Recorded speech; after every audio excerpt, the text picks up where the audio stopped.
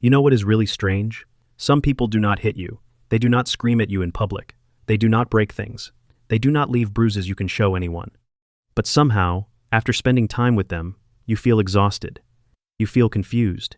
You feel like everything that goes wrong is your fault. You feel like you are too much and not enough at the same time. And the strangest part? You cannot even explain why you feel that way. You try to tell someone about it, and the words just do not come out right. Because nothing big happened. Nothing you can point to. Just a slow, quiet draining that leaves you feeling small in ways you cannot describe. If that sounds familiar, stay with me.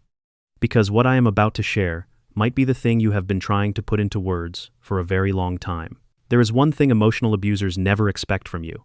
Not anger, not an argument, not walking out. Something else entirely. And when you do it, everything changes. By the end of this video, you will know exactly what it is. And you will never feel powerless in those moments again. Before we get there, you need to understand what is actually happening when someone emotionally abuses you. Because most people think emotional abuse is just someone being mean sometimes. It is not. It is a system. A slow, invisible system built to do one thing: make you doubt yourself. Think about it. Has someone ever made you feel bad and then acted like you imagined the whole thing? Has someone ever twisted a situation so completely that by the end of the conversation, you were the one apologizing, even though they were the one who hurt you? That is not an accident. That is a pattern. Emotional abusers are not random. They are consistent. They chip away at the same things over and over. Your confidence, your memory, your ability to trust your own feelings. They want you in a specific mental state, confused, dependent, doubting yourself constantly, because when you are in that state, you stop being a threat to them. You stop asking hard questions. You stop leaving. You stop trusting your own gut enough to say this is not okay. And here is the thing most people never realize. They are not doing this because they are stronger than you. They are doing this because they are deeply afraid of you seeing them clearly. The moment you see them for exactly what they are, the whole game falls apart. And that moment is what they are working every single day to prevent. Now here is why most of the things you have tried have not worked. Maybe you tried explaining your feelings to them. You sat down and told them calmly how their words made you feel. You were honest. You were vulnerable. You thought if they just understood how much it hurt, something would change. But it did not change. Because emotional abusers do not respond to vulnerability the way healthy people do. Healthy people hear that they hurt you and they feel bad. They want to fix it. Emotional abusers hear that they hurt you and they file it away. Now they know exactly where to press the next time they want to get a reaction from you. Your openness became a map of your soft spots. Maybe you tried fighting back, matching their energy, saying the sharp thing they did not expect. And for a moment, it felt good. But then it escalated, and you ended up looking like the problem, which was exactly what they wanted. Or maybe you tried going quiet, shutting down, giving them nothing, but the silence made you feel worse, and they just found another way in. None of those approaches work because all of them are still playing inside the system they built. To break free from a system, you cannot fight from inside it. You have to step completely outside of it, and that is exactly what the one thing does. The one thing emotional abusers never expect is this: clarity, not anger, not tears, not a long explanation of everything they did wrong. Just clear, calm, direct truth, said simply, said once, and then not repeated. Here is why this is so powerful. The entire system of emotional abuse runs on confusion. It needs you confused. It needs you second-guessing. It needs you rewriting the story in your head over and over, trying to figure out what really happened, and whether you have the right to feel what you feel. When you respond with clarity, you step out of the fog they built for you, and they have no idea what to do with that, because they did not prepare for someone who is not confused. They prepared for someone who would argue with them, explain themselves, apologize, or shut down. When you come back with simple, clean, direct truth instead, it short-circuits everything they planned. Let me show you exactly what this looks like. The first way clarity shows up is in how you name what is happening. Not dramatically, not accusingly, just factually. When they twist something you said and pretend you meant something hurtful, you do not chase the twist. You do not spend 20 minutes trying to prove what you actually meant. You simply say, "That is not what I said." And then you stop. Not, "That is not what I said," because, "Actually I said this, and what I meant was."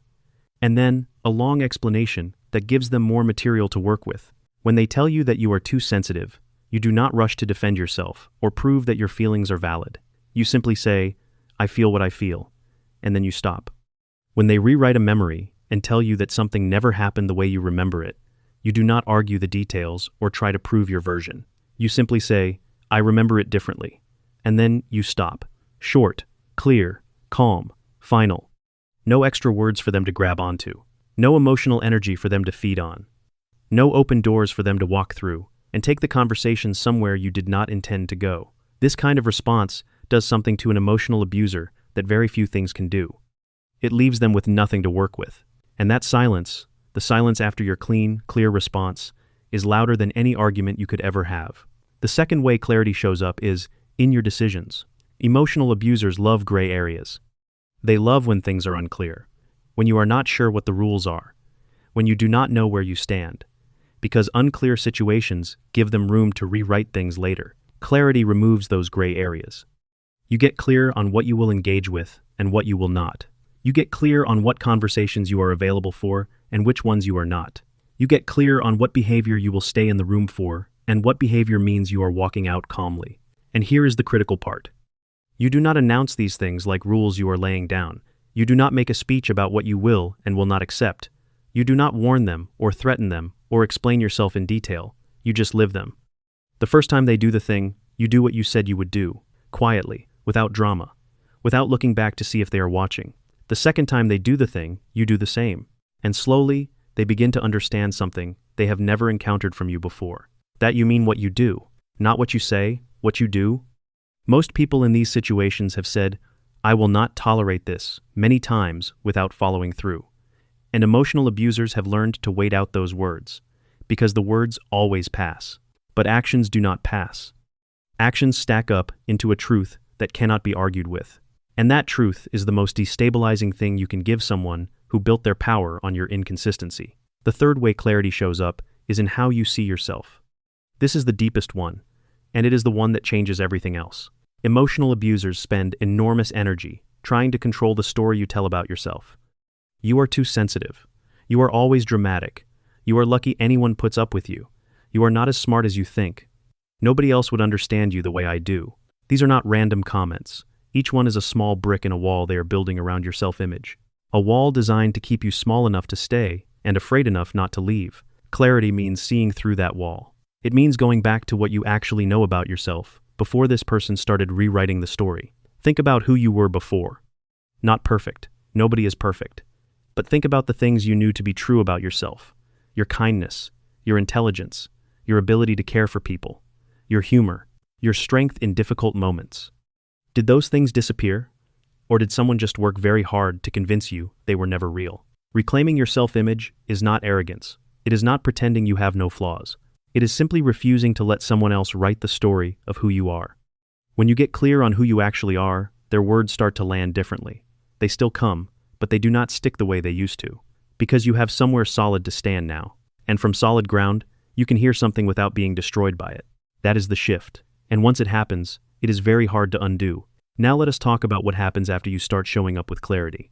Because this is the part most people are not prepared for. When you stop being confused, when you stop explaining yourself, when you stop chasing their twists and rewrites, and just respond with simple, clean truth instead, emotional abusers do not immediately back down. They escalate. They get louder, more dramatic, more extreme. They might cry, they might rage. They might play the victim in a way that is so convincing it makes you question yourself all over again. This is called an extinction burst. It is what happens when a behavior that used to work suddenly stops working. The behavior gets more intense before it fades.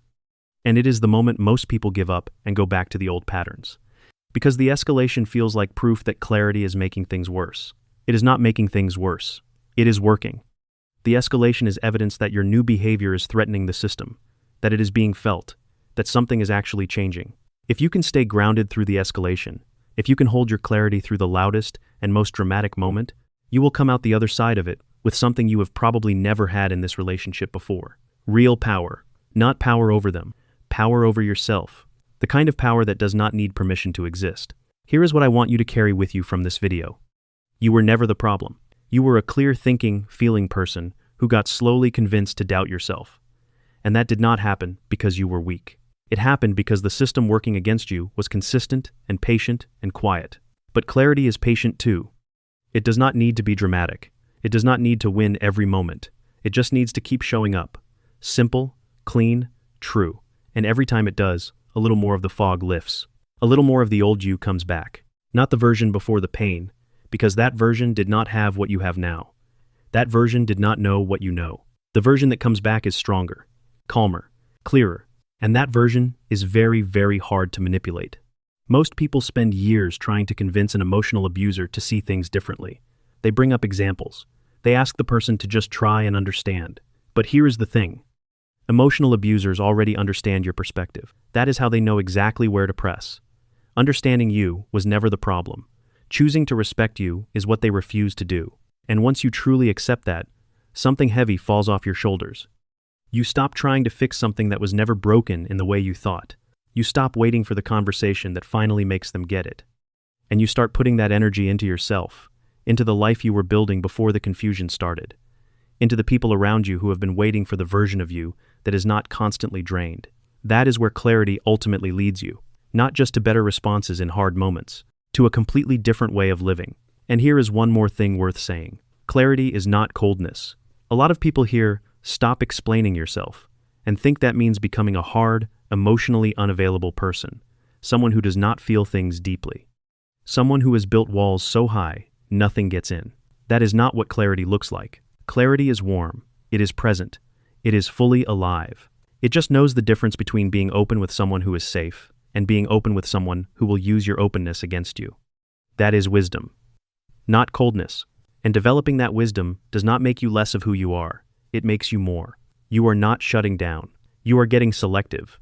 And selective is not a weakness. It is what every person who has been through something difficult eventually learns. Your heart is valuable. Your time is valuable. Your peace is valuable. And not everyone deserves access to all of it.